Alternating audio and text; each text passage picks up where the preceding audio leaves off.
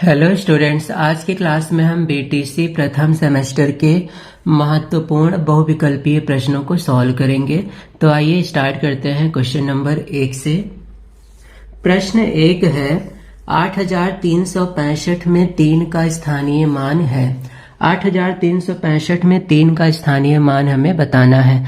तो आइए देखते हैं 8365। अब जरा इसमें हम देखेंगे तो 3 है इकाई, दहाई, सैकड़ा। सैकड़े के स्थान पर है, इसलिए इसका स्थानीय मान निकालने के लिए इसमें सैकड़ा अर्थात 100 से करेंगे गुणा और ये हो जाएगा 300। तो 3 का स्थानीय मान होगा 300। सही जवाब है विकल्प ब। क्वेश्चन नंबर 2 है निम्नलिखित में से बृहद कोण का मान बताना है। बृहद कोण किसे कहा जाता है? बृहद कोण ऐसा कोण जो 180 डिग्री से ज्यादा हो। तो मान लेते हैं हम ये एक कोण है 180 डिग्री का। अब इस कोण से अधिक कोण, इससे बड़ा कोण इधर बनेगा, इधर बनेगा, इधर बनेगा, इधर बनेगा और इधर बनेगा। तो ये है 180 और ये है 360। 180 से अधिक और 360 से छोटे कोण को हम लोग कहते हैं बृहद कोण। तो 180 से आगे जितने भी कोण बनेंगे 360 तक सब होगा बृहद कोण। तो 180 से अधिक और 360 से कम, इस रेंज में आता है 305। इसलिए सही जवाब है 305 डिग्री। क्वेश्चन नंबर 3 में हमें सरल करना है। दिया गया है 5x प्लस 7x माइनस 3। इसका मान हमें बताना है। तो सबसे पहले हम ब्रैकेट हटा लेते हैं। 5x plus 7x minus 3। 5x और 7x जुड़ के हो जाएगा 12x और माइनस का 3। तो सही जवाब है विकल्प सा, 12x माइनस 3। क्वेश्चन नंबर 4 है 2.4 और 0.5 के गुणनफल का मान बताना है। तो सबसे पहले हम लिखेंगे 2.4 फिर 0.5। अब हम इसका सामान्य विधि से करेंगे गुणा। 5 चौक 20, 0 हासिल 2, 5 दूनी 10 और 10 हासिल 2 12। अब हम देखेंगे दशमलव। दशमलव इसमें एक अंक के बाद है और इसमें भी एक अंक के बाद है। तो टोटल 2 अंक के बाद हम लगाएंगे दशमलव 1 और 2।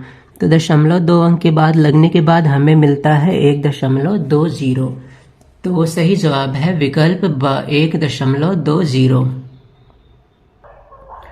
क्वेश्चन नंबर 5 में हमें व्युत्क्रम बताना है। व्युत्क्रम किससे कहते हैं? मान लेते हैं a बटे b कोई भिन्न है, तो इसका व्युत्क्रम होगा b बटे a। अंश को कर देंगे हर और हर को कर देंगे अंश। तो इस हिसाब से विकल्प सा सही होगा, क्योंकि इसमें पहला भिन्न है 5 बटे 6 और दूसरा इसका उल्टा है 6 बटे 5। अंश हर हो गया और हर अंश हो गया। तो इस प्रकार के भिन्न को हम व्युत्क्रम भिन्न कहते हैं। क्वेश्चन नंबर 6 है 90 डिग्री के कोण को क्या कहा जाता है? 90 डिग्री का कोण कुछ इस प्रकार से बनता है।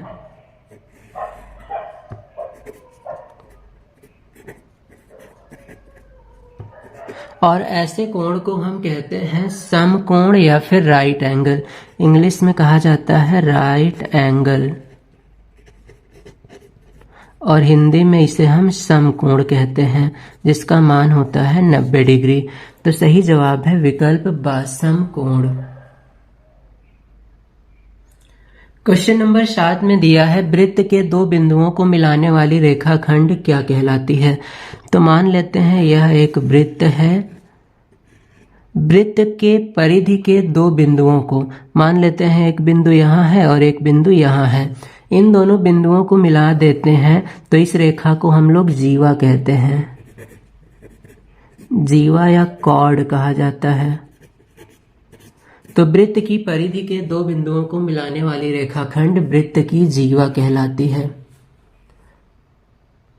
क्वेश्चन नंबर 8 है 15% का भिन्न रूप होगा। 15% को बदलना है भिन्न में, तो इसको हम लिखेंगे 15 और प्रतिशत का मतलब होता है बटे में 100। अब हम इसे कैंसिल कर देते हैं 5 से, 5 तिया 15, 100 को करेंगे 5 दूनी 10 और 0, तो आंसर आया 3/20। 15% का भिन्न रूप होगा 3/20। क्वेश्चन नंबर 9 है 3/2 का गुणात्मक प्रतिलोम होगा। गुणात्मक प्रतिलोम हम ऐसी भिन्न को कहते हैं जिसका गुणा करने पर दोनों का मान 1 हो जाए। तो हमें 3/2 का बताना है गुणात्मक प्रतिलोम, और मान लेते हैं इसका गुणात्मक प्रतिलोम है b। और गुणात्मक प्रतिलोम और भिन्न का गुणा करने पर आंसर आता है 1। भिन्न और उसके गुणात्मक प्रतिलोम का जब हम गुणा करेंगे तो आंसर 1 आना चाहिए। अब हम हल करके b का मान निकाल लेंगे। b बराबर हम लोग लिखेंगे 2 ऊपर चला जाएगा और 3 नीचे, 2 एकम 2 और 3, तो व्युत्क्रम या गुणात्मक प्रतिलोम का मान आ गया है 2/3। क्वेश्चन नंबर 10 है 2 संख्याओं का लासा और मासा दिया है। एक संख्या 225 है तो दूसरी संख्या क्या होगी? तो इसका फॉर्मूला होता है पहली संख्या गुणे दूसरी संख्या बराबर लासा गुणे मासा। हमें निकालना है दूसरी संख्या, तो दूसरी संख्या बराबर हो जाएगा लासा गुणे मासा बटे पहली संख्या।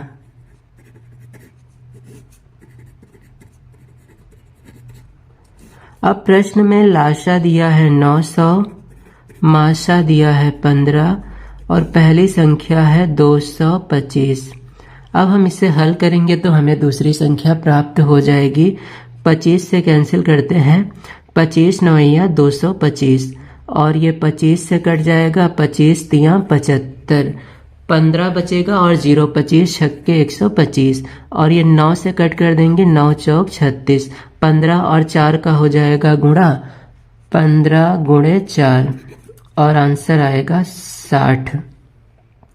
तो इस प्रकार से दूसरी संख्या का मान आया 60। उम्मीद है आपको आज की क्लास समझ आई होगी। अगली क्लास में हम ऐसे ही और भी महत्वपूर्ण प्रश्नों को सॉल्व करेंगे। तब तक अच्छे से तैयारी करें और समय का उपयोग करते रहें।